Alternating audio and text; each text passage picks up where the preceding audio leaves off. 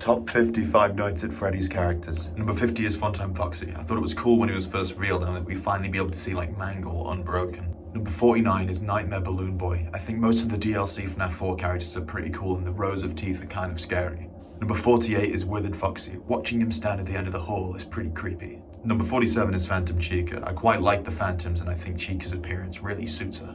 Number 46 is the endoskeleton from Five Nights at Freddy's 2. Seeing him in the vent is a pretty scary Easter egg and I like the mystery around him. Number 45 is Helpy. She's kind of funny.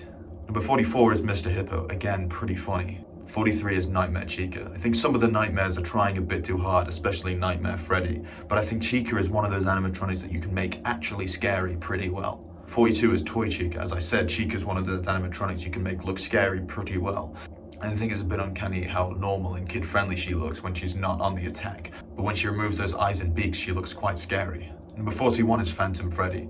His walking animation is quite chilling. Number 40 is Glitch Trap. This is a character that you could have made look stupid pretty easily, but his connections to Shadow Bunny and the fact that he looks very grounded and believable is quite odd. 39 is JJ. Again, it's a very cool mystery surrounding. Number 38 is the Mini Renas. Those faces are quite striking. Number 37 is Nightmare Yarn. The fact that it's really skinny and it towers over you is quite scary.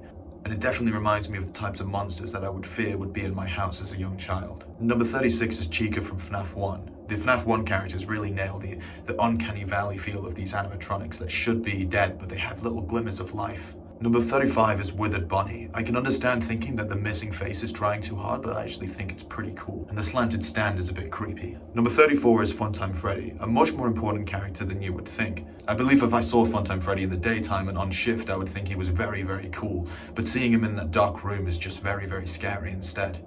Number 33 is Nightmare Mangle. Mangle's design is already pretty cool, and turning up to 11 makes it almost as cooler. Number 32 is Candy Cadet. It's very unassuming until you hear those stories, and the means in which those stories are told kind of freaks me out. Number 31 is Scrap Baby. Considering that the ball was completely dropped on Scrap Trap, Scrap Baby actually looked kind of badass and, believable of someone who put themselves together full of just junk. Number 30 is Toy Freddy, mostly because they're a very believable and grounded animatronic aimed for kids.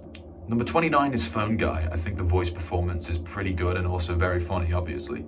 Again, I just like the mystery surrounding him. He's sort of more of just a game mechanic, but I like the idea that there's more to him. Number 28 is Nightmare Bunny. One of the things I like about FNAF 4 is you're looking into the darkness and you're in charge of pressing the button that will illuminate and send an animatronic flying at you. And the idea that Nightmare Bunny is the thing that's hiding in the dark is quite spooky. Number 27 is Golden Freddy from Five Nights at Freddy's 2. I much prefer his other designs, but it's still quite cool. The missing ear and the wires and the unhinged jaw and the hollow eye, I think are pretty effective. Number 26 is Balloon Boy.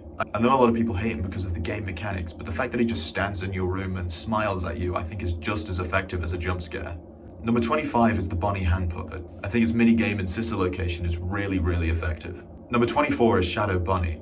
As I may have revealed, I'm more interested in characters that have a mystery around them, and Shadow Bunny fits that really well. The idea that the shadow animatronics are just pure agony incarnated as a form is really effective.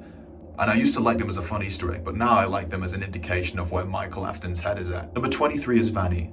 On its own, and just the character design I think is really interesting. This very normal woman being this completely deranged white bunny, I think is a really cool character. It's a shame that they completely dropped the ball on its implication to the game. Number 22 is Elizabeth Afton. The lines of dialogue that we get to hear from her I think are really effective, and the performance is really good.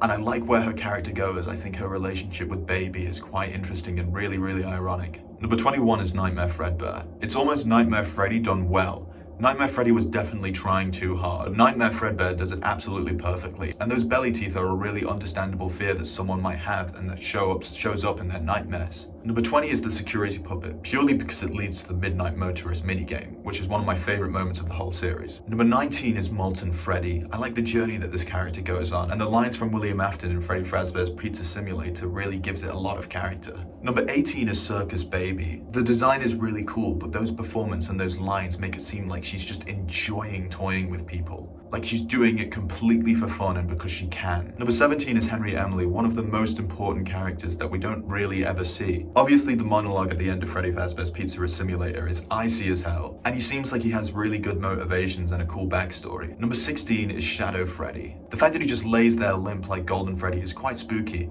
And I like the idea that he does nothing and he's just sitting there and he seems to look even in pain. Number 15 is Nightmare. This is a cool character for what it resembles, it being death itself, and I think the exposed brain is really interesting. Number 14 is the Crying Child / Evan Afton. Playing the minigames through the Crying Child's eyes with this sort of spooky undertone, even though we're seeing very, very normal, mundane things until the end, is a really, really cool device. Number 13 is Freddy Fazbear from Five Nights at Freddy's 1. Again, FNAF 1 really nails that Uncanny Valley atmosphere really well. Here you can look at Freddy Fazbear, but with subtle designs it really seems like he's alive. Number 12 is the Phantom Puppet. Probably my favourite jump scare from FNAF 3 just because of that sound. Its presentation is just really, really eerie. Number 11 is Mangle, just a really cool design, and again the fact that it looks like it's in pain itself is really interesting. And the sound design for its garbled static I think is pretty cool. Number 10 is Springtrap. Definitely the biggest icon of the series, and the animatronic itself is kind of poignant, it being the suit that he used to wear and now he's forced to be inside it forever. Number 9 is a really personal one, but I do really like Old Man Consequences. I really like what he represents and the atmosphere surrounding this entire character, who's kind of pointless. Number 8 is Bonnie from FNAF 1. All the animatronics from FNAF 1 do a really good job of portraying this idea of something being secretly alive. I think the lack of eyebrows for Bonnie makes him really scary, and those bottom teeth are also quite spooky. Number 7 is Michael Afton, and I can just have a field day conjuring up my own ideas about what drives this character and how he's feeling. He's got a very, very compelling story, and his dynamics with some of the other characters I find quite interesting, and I really like the fact that he's just a silent protagonist. Almost makes me think like he's just completely dead behind the eyes, like the animatronics themselves. Number 6 is Withered Chica.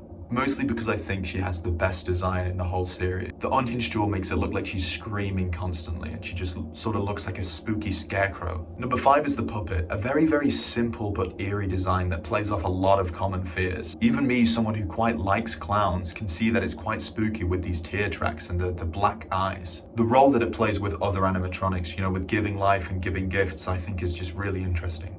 Number 4 is William Afton. He's a cool character through voice acting on his own, but the dynamic that he has with other characters such as his kids or Henry and his backstory I just think is really poignant and a good driving force for the whole series. Number 3 is Ballora. Similar to the puppet, I think humanoid animatronics are really scary. Ballora is one of the few animatronics since Five Nights at Freddy's 1 that really treads that line of the Uncanny Valley. The fact that her eyes are always closed and her mouth is always open in a sort of happy expression just screams interesting to me. Number 2 is Golden Freddy from Five Nights at Freddy's 1. Just really, really interesting, and the whole mystery surrounding the character. And this connection to Fredbear itself, this sort of unseen old classic simple animatronic that caused so much horror. And number 1 is Lefty. I think the design is just super cool, and the voice acting in Ultimate Custom Night just really hits it home for me. The fact that Lefty has the puppet inside him and that Charlie at this point must be so withered and far gone. To me, there's just heaps of cool lore to him, and it's disguised in this sort of fun, cool novelty character. Like the whole Lefty is a believable animatronic that they would make to sort of parody Freddy himself. But then really deep into that, we also have this character who's just been tortured and in pain constantly. And